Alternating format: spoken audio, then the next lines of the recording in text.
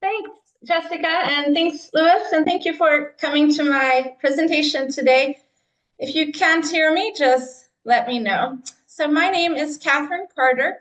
I am a lecturer in the postgraduate diploma in higher education program. I was just letting Rosie into the room. I am a lecturer in the postgraduate diploma in higher education program in Namibia, where I have been teaching for 12 years. My presentation today is titled Modeling and Implementing Inclusive Assessment Practices to Enable Student Success in Namibia. I want to start by sharing the historical timeline of German settler colonialism and South African occupation in Namibia, because it establishes the context for my research. Germans and South Africans brought with them to Namibia a form of apartheid education that was separate and extremely unequal and was organized and managed based on race. The colonial model emphasized obedience to authority in the classroom, where learners who made mistakes experienced ridicule and shaming. This approach to education, including the teaching methods, curriculum, content, examinations, and training of teachers and lecturers, was practiced by institutions in apartheid South Africa and exported to Namibia. Although the colonial regimes and systems of legal apartheid have been abolished, the legacy of these errors continues to shape the approach to teaching, learning, and assessment today. Like most countries, sorry for that, if you can't see, like most countries, Namibia is currently witnessing a massification and diversification of higher education. Namibia's governmental policy is committed to inclusive education and widening access. But once students commence their studies, they experience challenges that lead many students to drop out.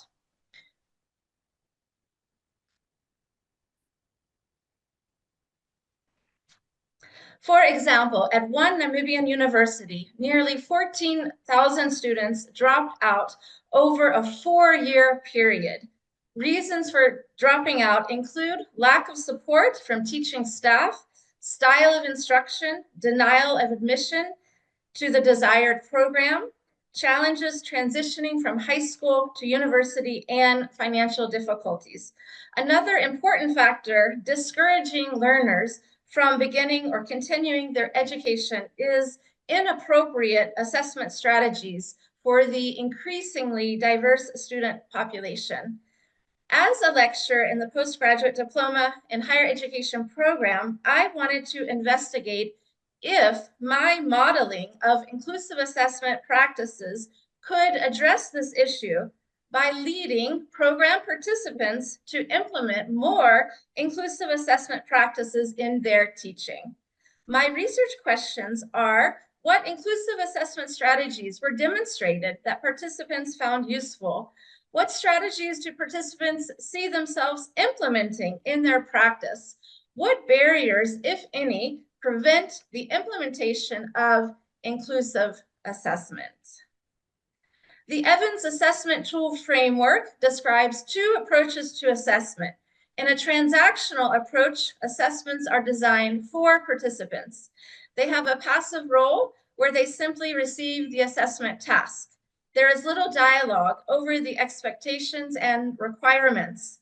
The participant depends on the teacher for feedback. A transformative approach recognizes the role of both teachers and students in assessment and creates opportunities for student ownership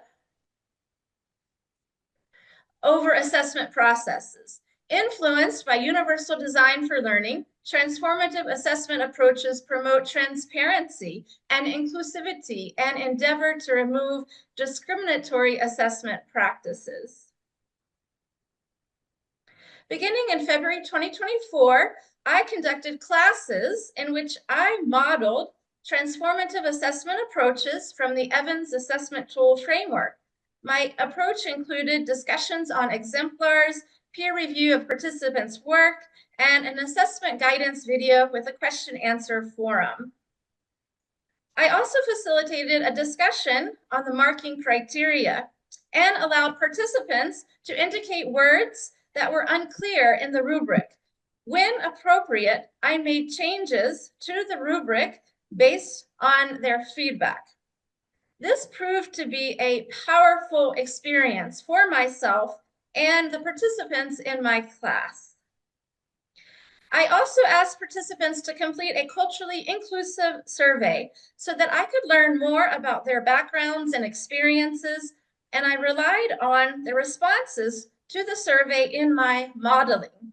For example, 70% of the survey respondents indicated this was their first time enrolling in a fully fledged online course.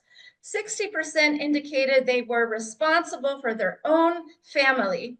For all participants, English is not their first language. I modeled these practices in the online module, Teaching and Learning.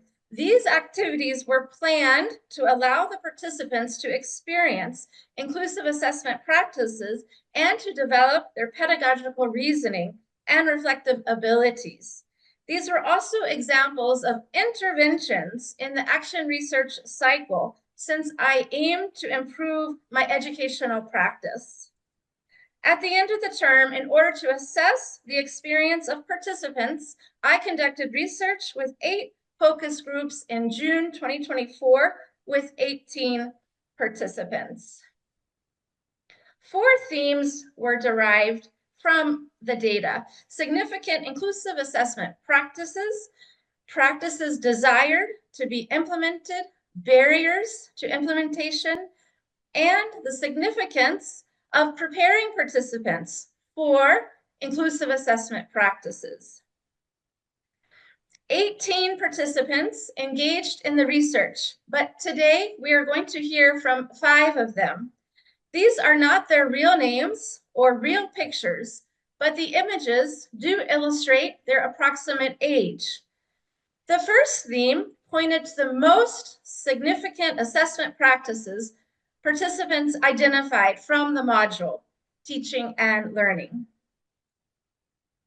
This is the first time in my academic career where I have come across a rubric.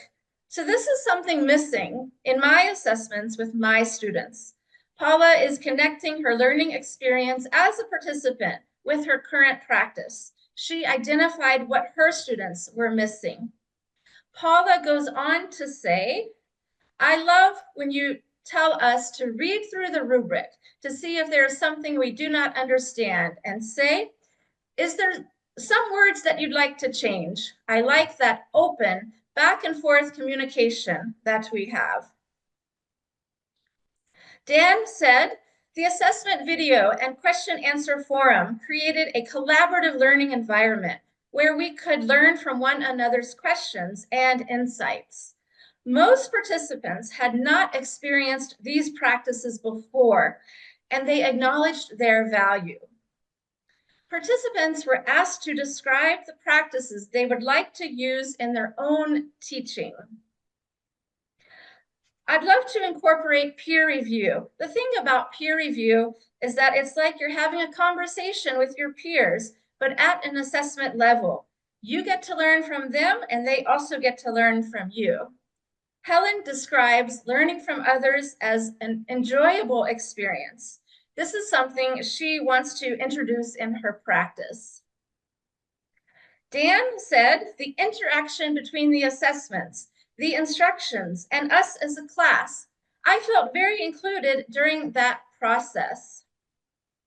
I think I had the idea that students who are involved in the assessment creation, that's something that could never happen. It should be something that they were given, and then they would just have to complete it. But I have a different opinion about it now.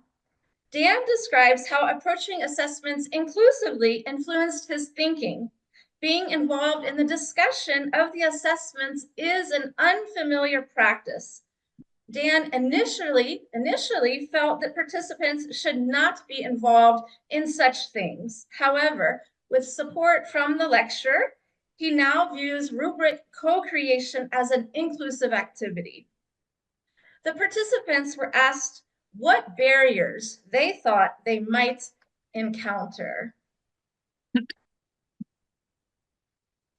You realize you have progressive ideas, and then you have colleagues who don't appreciate these initiatives. Some people may resist because they are not used to that, but I think there could be ways around it because it takes a few steps at a time to educate people to do good things.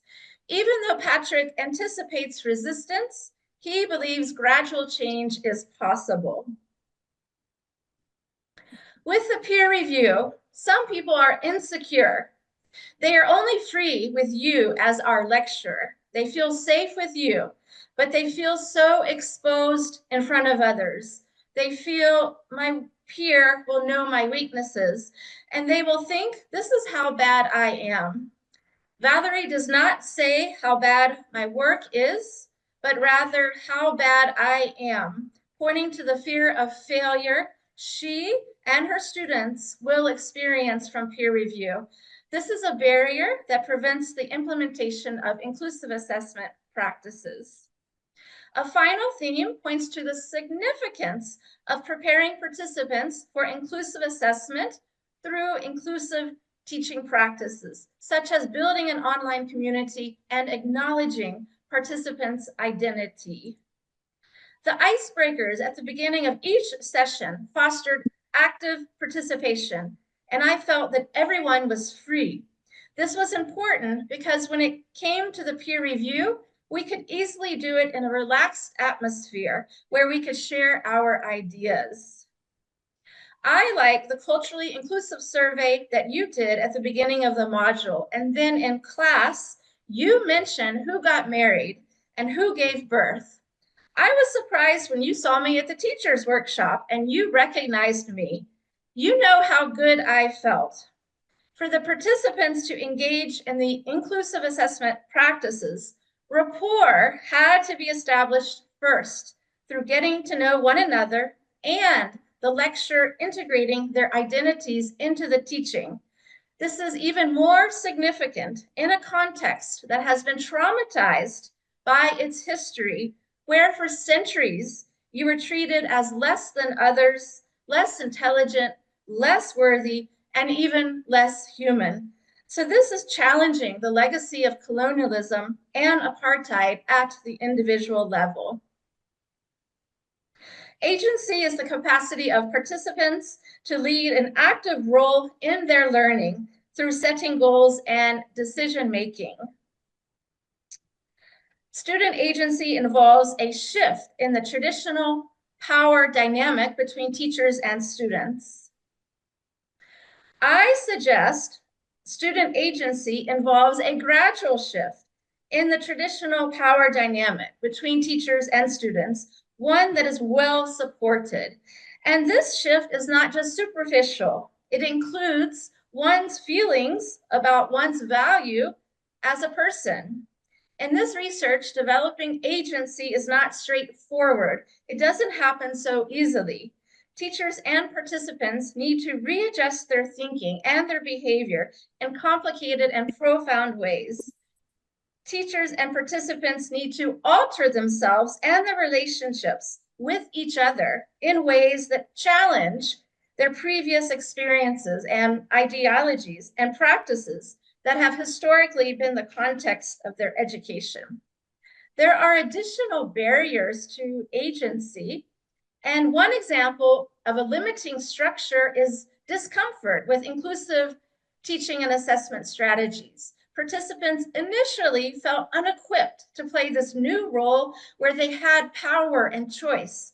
This challenged deep-seated ideas about proper relationships and the balance of power.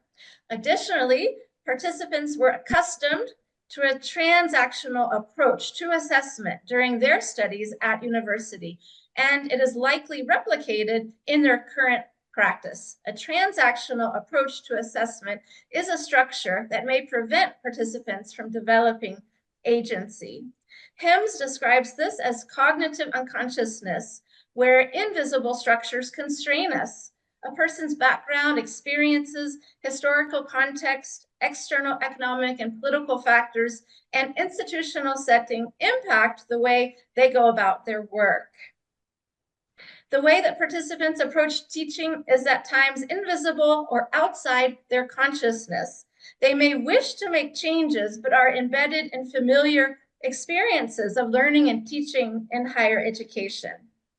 But as both Patrick and Dan said, they are open to making gradual changes.